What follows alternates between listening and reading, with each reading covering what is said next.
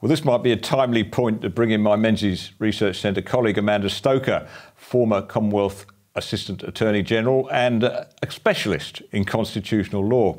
Amanda, I understand the passion that some people feel towards the Republic, including some people that you and I would count as friends and allies on most other policy matters. But why do people like Matt Thistlethwaite always want to dumb it down, to avoid the complexities and just reduce it to one, I think, very, very deceptive idea of the Australian head of state? I'd say it's worse than dumbing down, Nick. I'd suggest that it's outright dishonest.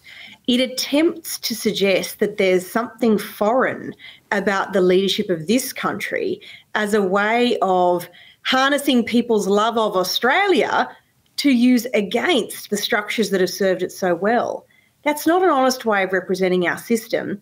And it also dishonestly represents what would be involved in any change.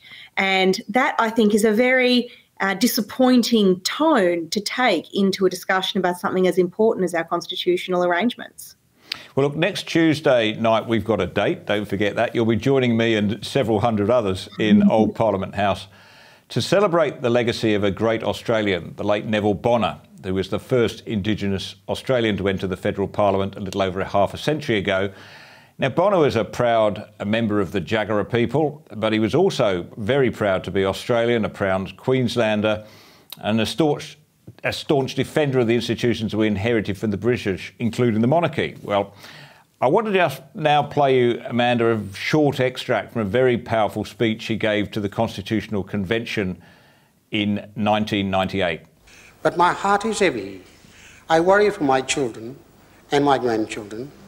I worry that what has proven to be a stable society, which now recognises my people as equals, is about to be replaced. How dare you? I repeat, how dare you? You told my people that your system was best. We have come to accept that. We have come to believe that. The dispossessed, despised, adapted to your system. And now you say that you were wrong, and we were wrong to believe you. Well, look, he's right, isn't he, Amanda? A very powerful defence there of the status quo. But the onus should be on those who want the change to make the case why we need the change in a convincing manner. It's not surely for those of us who support the status quo to defend that.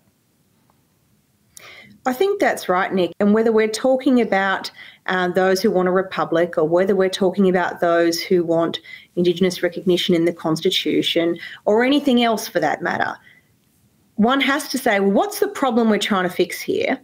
And how does this fix the problem? When it comes to the republic, it's really not clear what the problem is that needs to be fixed. We already have an Australian head of state. We already have a system of democratic and accountable government. What exactly do proponents want to achieve?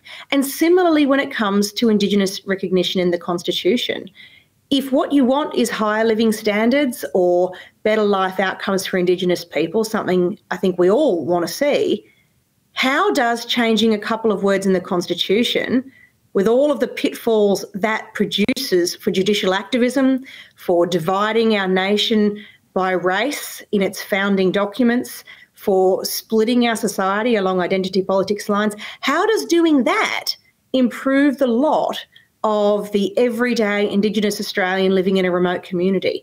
And no one seems to be able to make that case. And I'd suggest the reason is because it doesn't solve the problem.